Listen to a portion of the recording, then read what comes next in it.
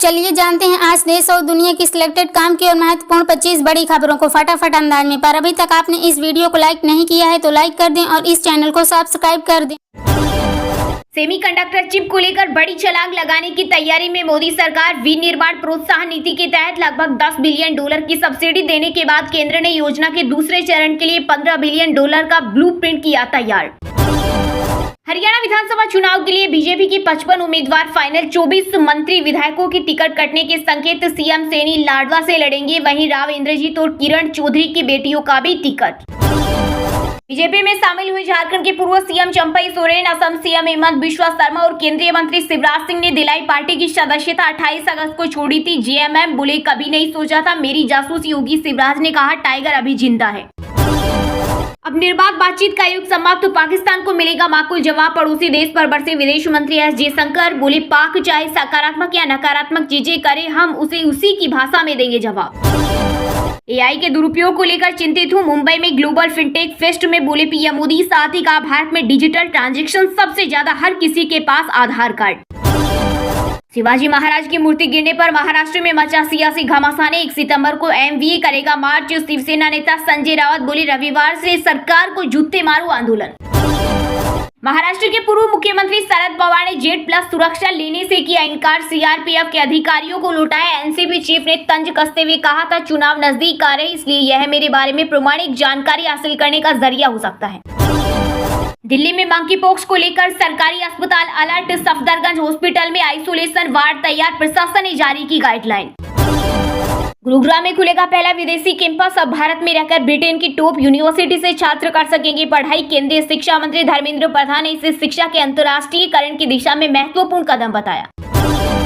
कोलकाता कांड के बाद आईएमए ने करवाया एक ऑनलाइन सर्वे। इसमें हिस्सा लेने वाली करीब 35% महिला डॉक्टर ने माना कि नाइट शिफ्ट में उन्हें सेफ फील नहीं होता। कुछ बेड टच से परेशान। वहीं एक डॉक्टर ने कहा चाकू रखती हूँ।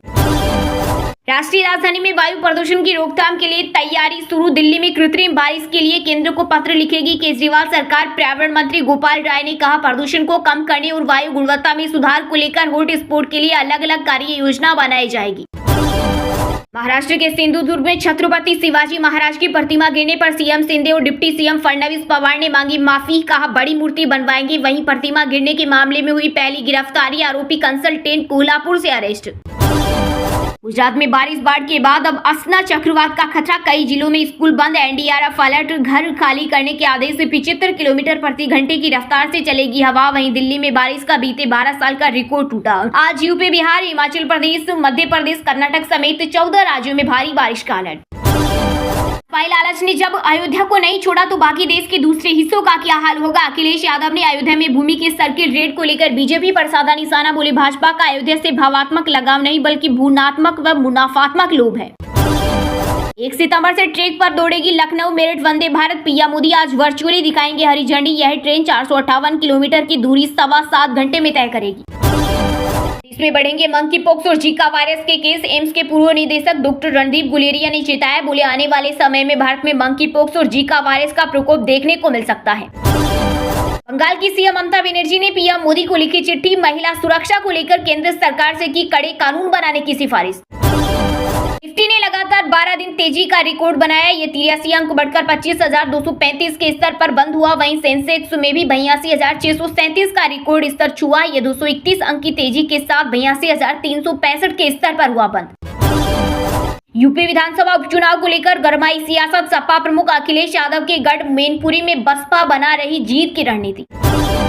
पेरिस पैरा ओलंपिक में बिना हाथ वाली तीर अंदाज का शानदार डेब्यू। भारत की 17 साल की शीतल देवी ने एक दिन में बनाए 2 वर्ल्ड रिकॉर्ड। जगी गोल्ड की उम्मीद। महाराष्ट्र में विधानसभा चुनाव से पहले महायुति में रार। सीएम एकनाथ शिंदे के मंत्री तानाजी सावंत बोले एनसीपी के साथ कैबिनेट में बैठता हूं तो उल्टी होती है। वहीं अजीत गुट के नेता उमेश पाटिल ने दी वार्निंग। कहा अगर बर्खास्त नहीं किया गया तो हमें मंत्रिमंडल छोड़ देना